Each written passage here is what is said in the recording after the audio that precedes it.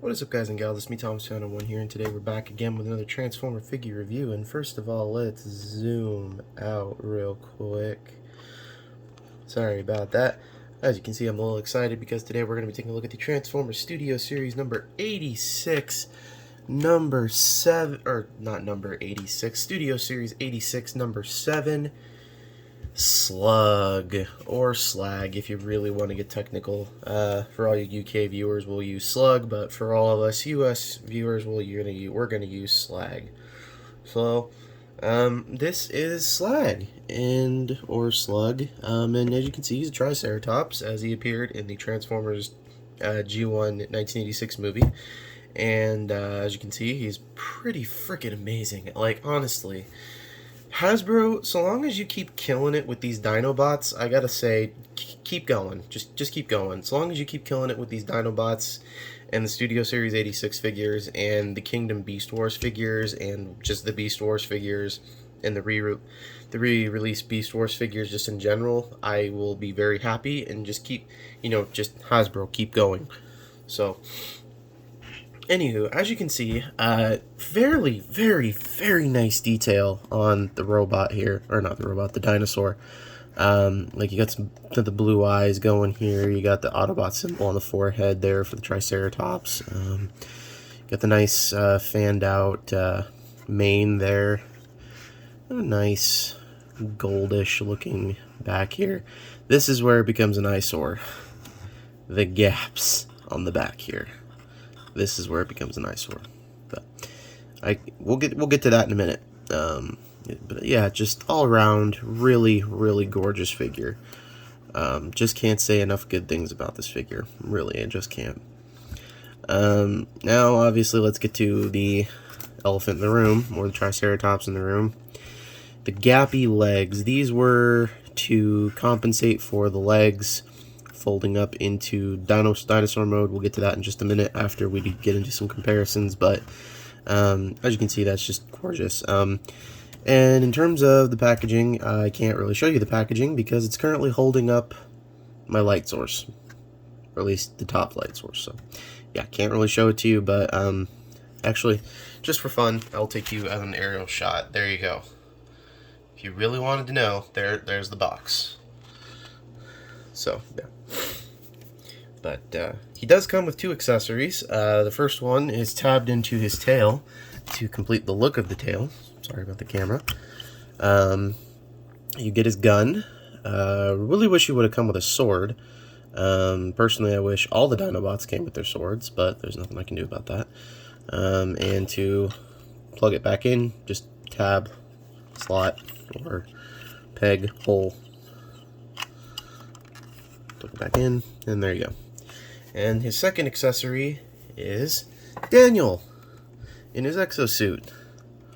I gotta say, they did a decent job with Daniel. Unfortunately, it's the same kind of like pose that Wheelie was in with Grimlock. Which, speaking of which, I'll go grab him. Give me just a second.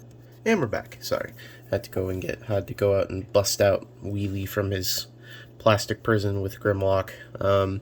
But yeah, kind of the same pose really going on here, so you can have either one riding Grimlock or Slag or Slug or however you want to pronounce it. But same rules apply as Wheelie and Daniel. Kind of have to get him into that riding pose, and there's pegs on these sides, slots right there in the sides of the legs, and you just kind of slot everything and accordion it all so, and there you go. Yeah, you have Daniel riding Slag. And you can do the same thing with Wheelie if you really want to. I mean, people are really gonna be like, I already know some people are gonna be like, can you do it with Wheelie? Yeah, you can do it with Wheelie too. There you go. Wheelie can now ride Slag or Slug. I'm just gonna call him Slag because that's what I know him as, and everybody else can deal with it. Deal with it. Just freaking deal with it. So yes, there you go. Let's get into some comparisons. Here is the next review. Here he is next to Studio Series 86 Retgar. Voyager Retgar.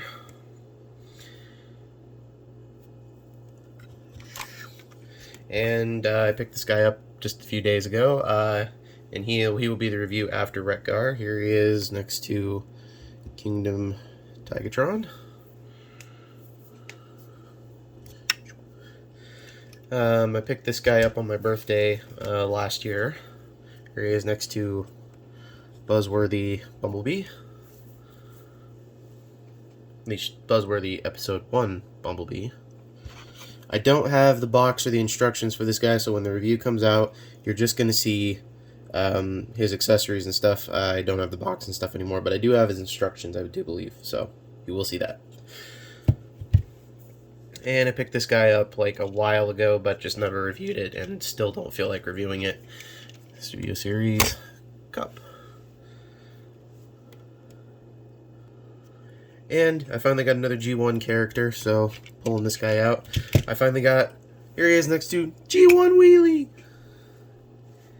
I had a couple G1 figures with me the other day, but they were too rare to pass up the opportunity to get rid of them, so I got rid of them. Gave them to somebody else, or sold them to somebody else who would rather be happier with them. So, yeah.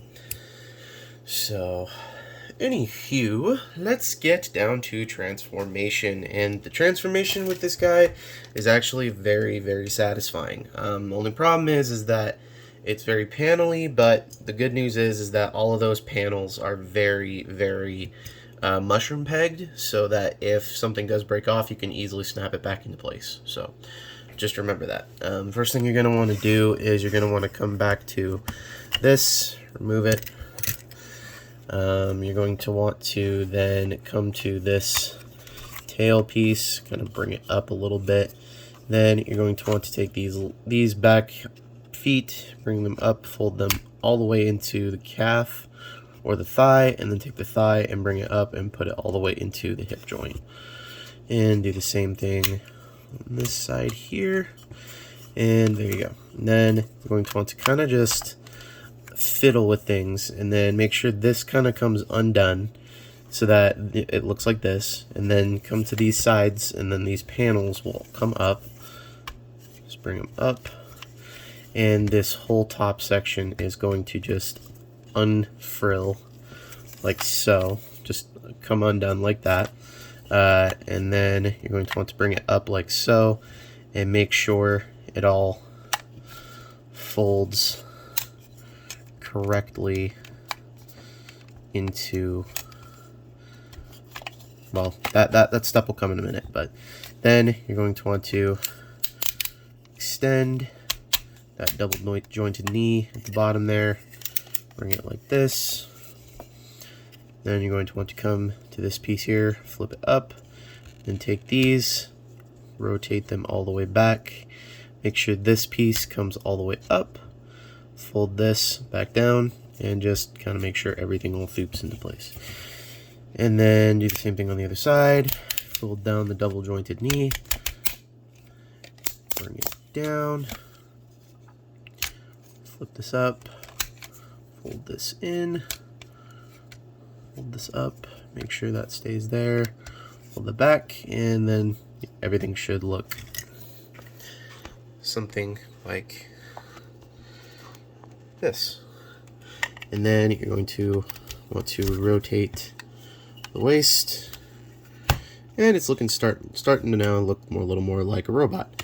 Then you're going to come to this piece, fold this down, come to the top, make sure these sections are pushed forward, these main sections, and then you can bring this out, flay it out, do the same thing on the other side if things will behave. Here we go. There we go. Then you're going to open the mouth, bring it all the way down, and then you kind of just have to grab his head a little bit like that.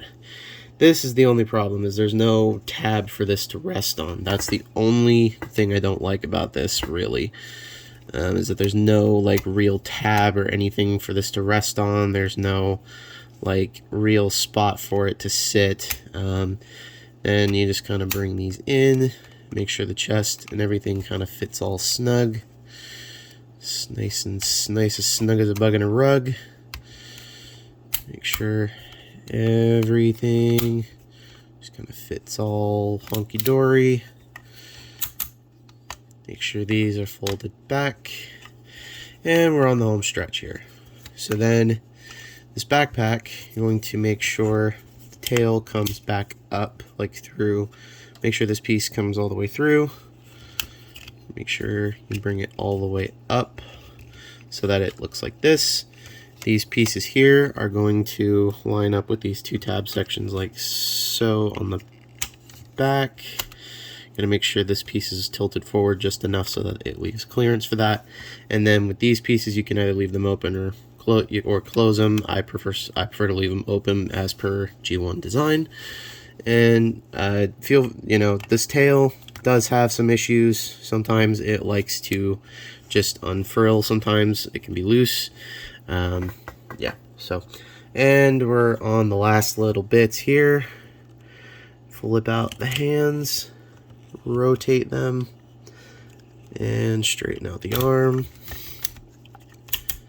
Yeah, when you move the backpack, or when you move the top piece, the backpack is very, very loose. Some floor polish should thicken up those joints a little bit, but I'm not going to do anything with that yet.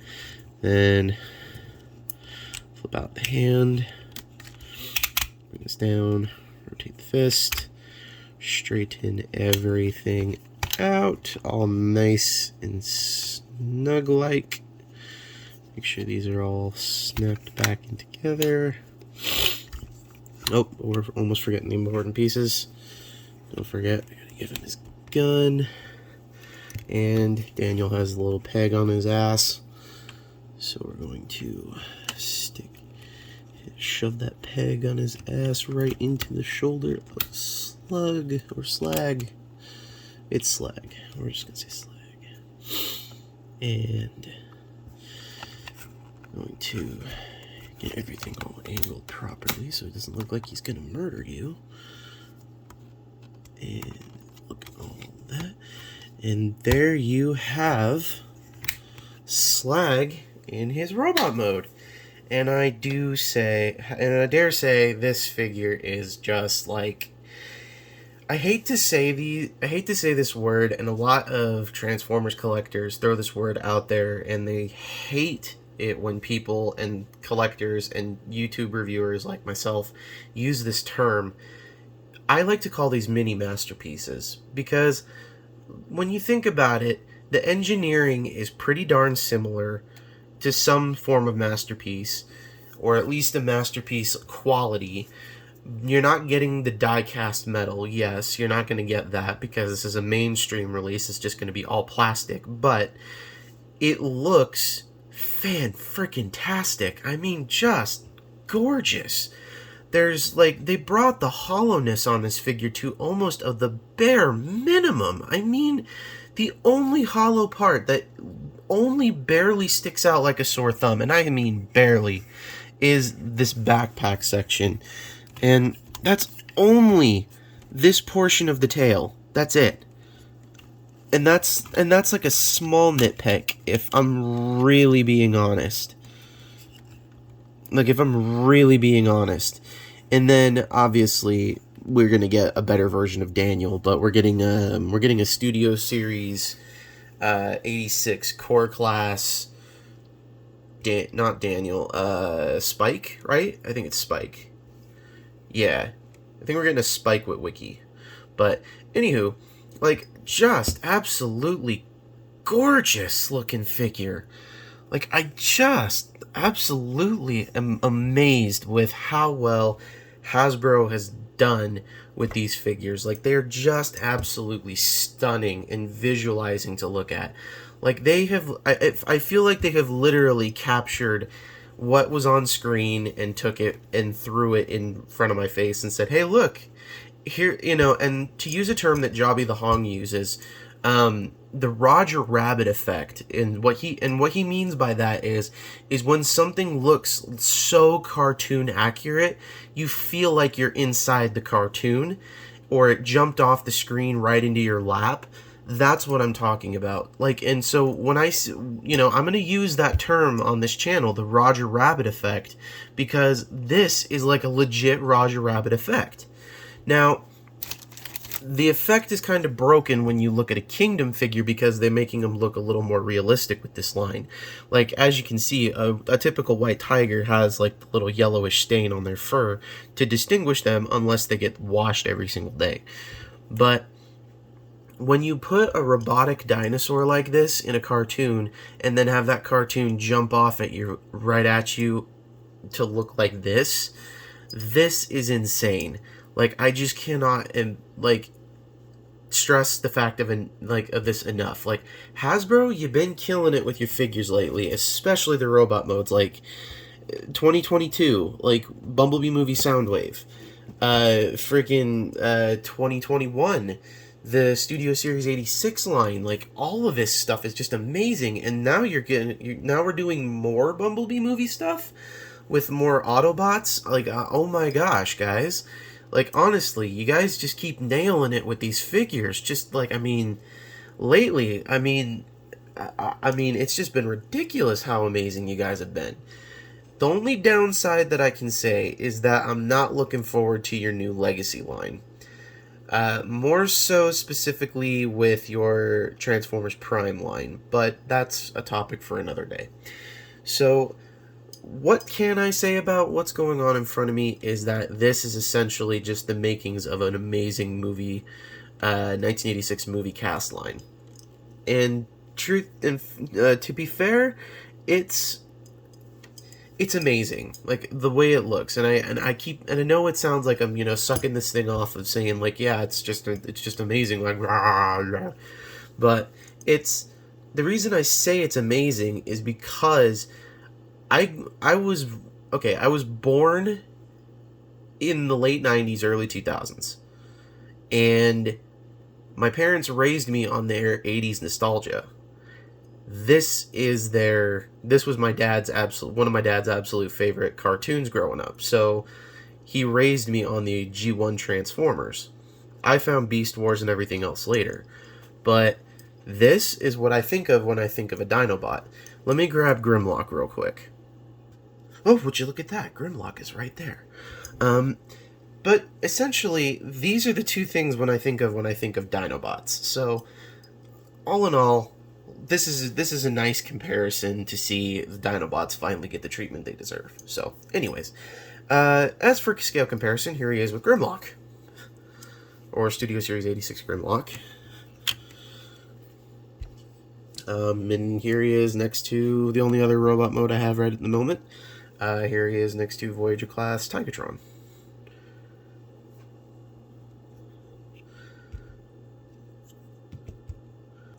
And how does he scale with our old pal Wheelie? Well, here you go.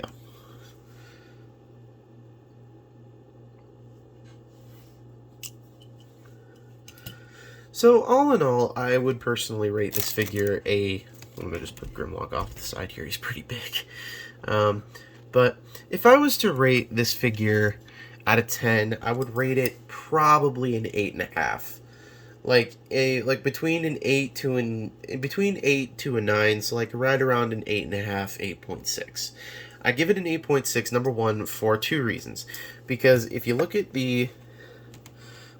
this, there's obviously some paint scratching going on, and that's from the transformation, because I've had this thing like for a couple weeks now, and this is from the transformation, and there is paint scratching on this. You don't see that with Grimlock. I really wish they would have used a little bit more durable paint here. Daniel, you kind of bring the score down just a hair. The hollow legs, that definitely brings it down, but not by much. But everything else, it makes up for everything else. It literally makes up on everything else but those three key components. And that's it. So there's my review for Transformer Studio Series Studio Series 86, number 7. Is it number 7? Yeah, it's number 7. Studio Series 86, number 7, Slug. And this is Thomas1 saying, don't forget to subscribe for more content. Don't forget to leave a like on this video. Don't forget to leave a comment down below. And don't forget to subscribe to iStar552. Don't forget to subscribe to Bravely GG, as I know they both do some pretty cool stuff. And I know iStar552 is launching a comeback, so please don't forget to check out his channel. And this is Thomas1 saying, don't forget to keep playing with your toys. Just don't. Goodbye.